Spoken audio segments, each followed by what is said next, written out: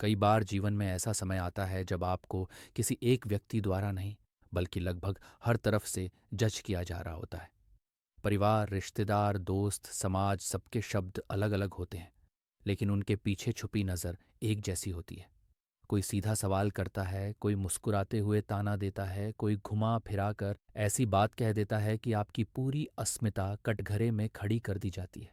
और सबसे पीड़ादायक बात यह होती है कि ये सब अक्सर अकेले में नहीं, बल्कि सबके सामने किया जाता है, जैसे किसी ने तय कर लिया हो कि आपको नीचा दिखाना है, आपकी चुप्पी को आपकी कमजोरी साबित करना है।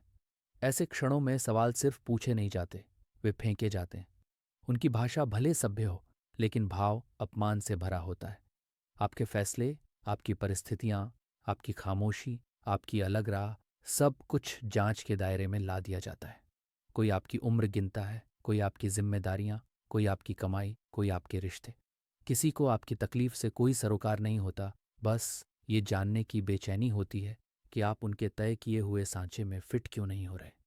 धीरे धीरे ये एहसास होने लगता है कि जजमेंट का रिश्ता सच या झूठ से नहीं होता, बल्कि सुविधा से होता है।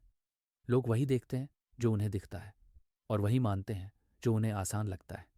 आपके संघर्ष की परतों को समझने की न तो उनके पास फुर्सत होती है, न ही संवेदनशीलता।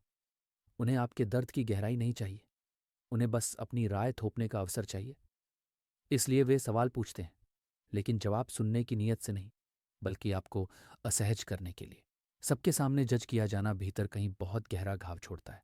उस समय आप चाहकर भी बहुत कुछ कह नहीं पाते, क्योंकि हर जवाब को और सवालों में बदल दिया जाएगा, हर सफाई को कमजोरी मान लिया जाएगा। आप चुप रह जाते हैं, और वही चुप्पी बाद में आपके खिलाफ इस्तेमाल की जाती है। लोग कहते हैं, देखो बोल नहीं पा रहा, जरूर कुछ गलत है। उन्हें ये नहीं समझ आता कि कभी कभी खामोशी आत्मरक्षा होती है, हार नहीं। सच ये है कि हर इंसान का जीवन उसकी अपनी लड़ाइयों से बना होता है, जिनका हिसाब किसी सभा में नहीं दिया जा सकता। जो लोग आपको जज करते हैं वे अक्सर खुद के अधूरेपन को ढकने के लिए ऐसा करते हैं।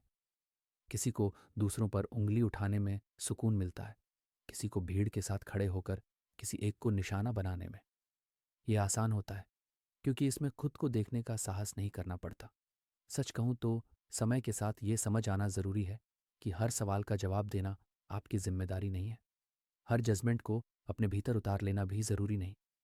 कुछ बातें सुनकर अनसुना करना ही मानसिक संतुलन की सबसे बड़ी निशानी होती है।